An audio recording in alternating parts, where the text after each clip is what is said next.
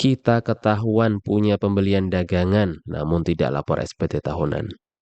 Bagaimana menyikapinya? Inilah episode kedua seri SP2DK.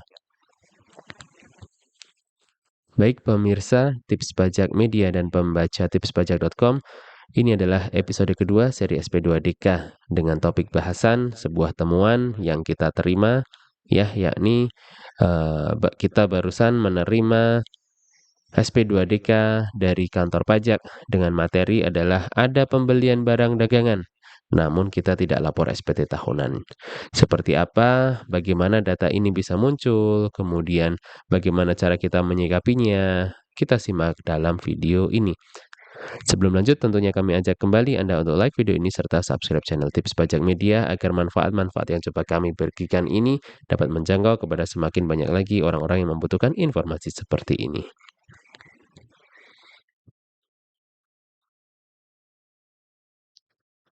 Kita akan bahas temuannya apa, bagaimana bisa muncul data ini, lalu apa arti temuan ini, lalu bagaimana jika diabaikan, kemudian dilanjutkan dengan data atau dokumen apa yang perlu disiapkan, berikutnya contoh perhitungan jika ternyata ada yang harus dibayar, dan kemudian kesimpulannya.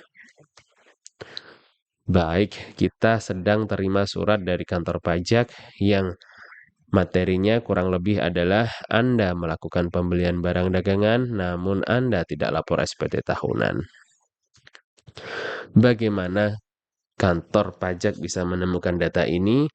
Kita perlu simak baik-baik bahwa DJP, Direktorat Jenderal Pajak atau Otoritas Pajak atau pemerintah ya, dalam ini mendapatkan data secara otomatis dari berbagai sumber.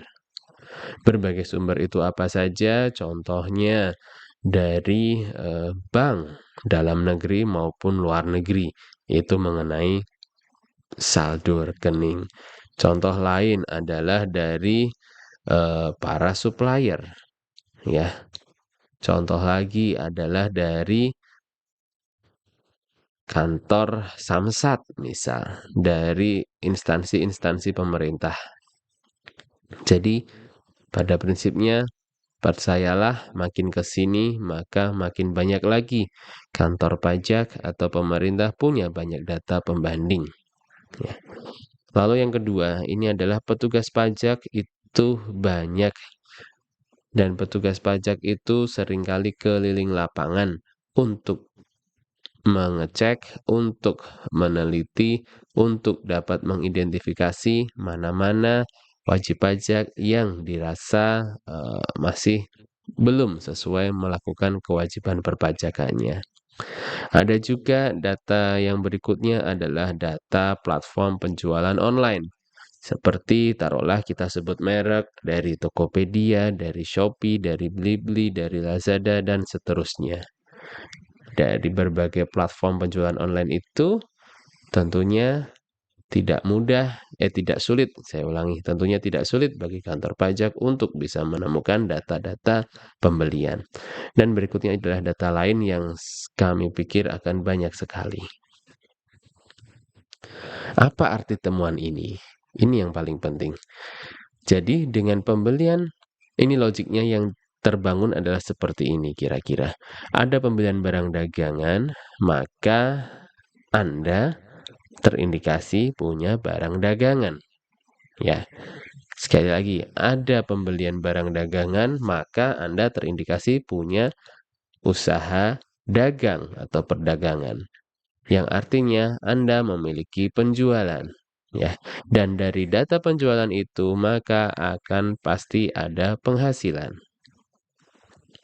Dan pada akhirnya Anda punya penghasilan, maka harus dilaporkan dalam SPT tahunan.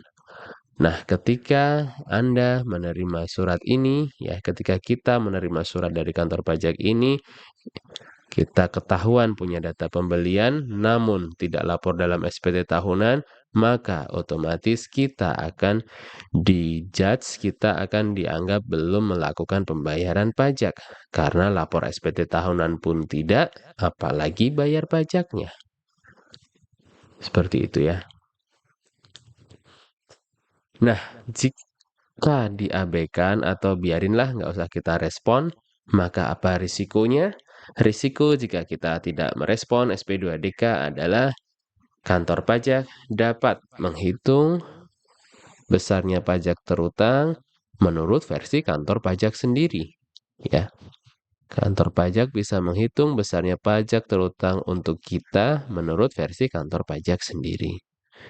Berikutnya, kantor pajak akan dapat menerbitkan surat tagihan pajak atau surat ketetapan pajak. Jika sudah ada surat tagihan pajak atau jika sudah ada surat ketetapan pajak, maka tentunya kita sudah resmi terutang pajak kepada negara karena sudah ada ketetapannya. Baik Bang, saya nggak mau mengabaikan deh, ini kayaknya berisiko. Lalu saya mau merespon. Jika Anda mau merespon, maka dokumen atau data apa yang perlu disiapkan? Adalah seperti ini. Yang pertama, kita perlu menjelaskan pembelian adalah atas apa dan untuk apa.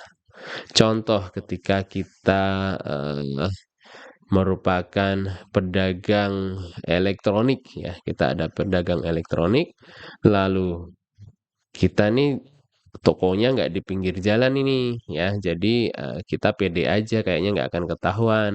Nah, ketika kita ketahuan melakukan pembelian barang elektronik, maka kita perlu menjelaskan ya, apakah itu elektronik untuk dagang atau untuk konsumsi sendiri. Misal kita beli satu kulkas aja itu yang jika kita memang bukan pedagang elektronik, maka silakan diakui bahwa itu kulkas untuk konsumsi sendiri, Pak. Seperti itu kira-kira. Namun jika itu adalah barang dagangan, jika jumlahnya adalah masif atau banyak, maka tentunya kita perlu mengakui bahwa ya betul itu adalah barang dagangan dan betul kami adalah usaha perdagangan. Seperti itu.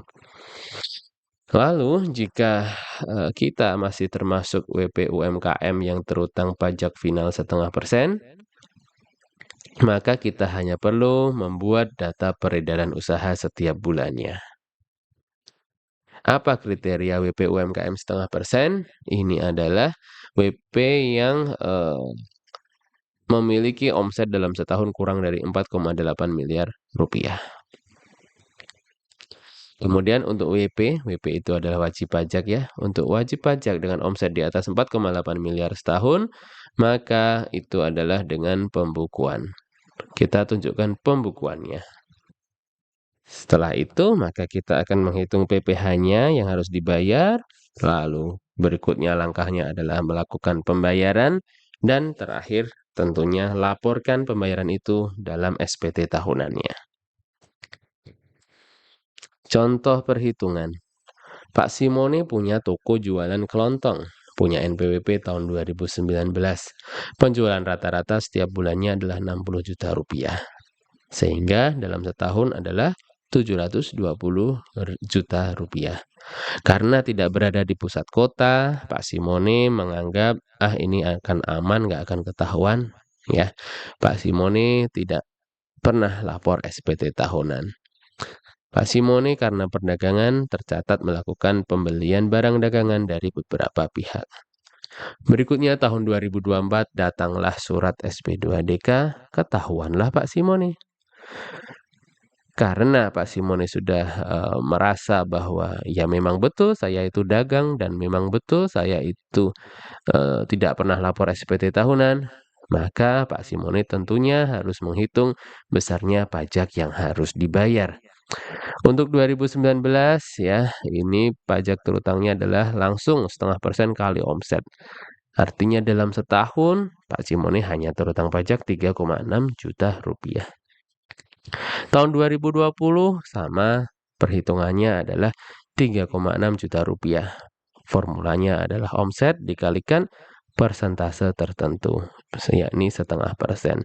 Tahun 2021 juga sama dengan 2019 dan 2020, Formulanya adalah 0,5% kali Rp720 juta sama dengan Rp3,6 juta.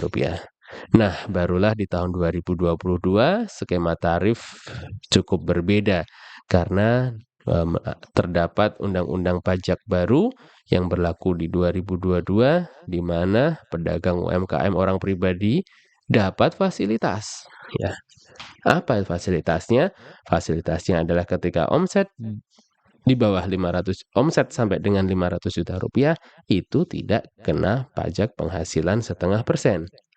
Sehingga menghitung pajak 0,5%, pajak 2022-nya adalah 720 juta dikurangi 500 juta kali 0,5% sama dengan 1,1 juta rupiah. Begitu juga untuk tahun 2023, terutangnya adalah 1,1 juta rupiah. Sehingga total PPh ya pokok pajaknya aja adalah 13 juta rupiah untuk 1, 2, 3, 4, 5 tahun ini.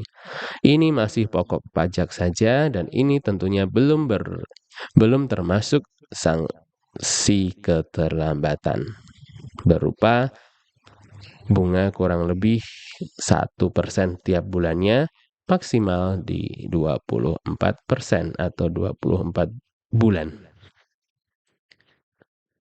Seperti itu perhitungannya dan pada akhirnya kesimpulannya adalah ada pembelian barang dagangan, maka Anda diasumsikan punya usaha dagang.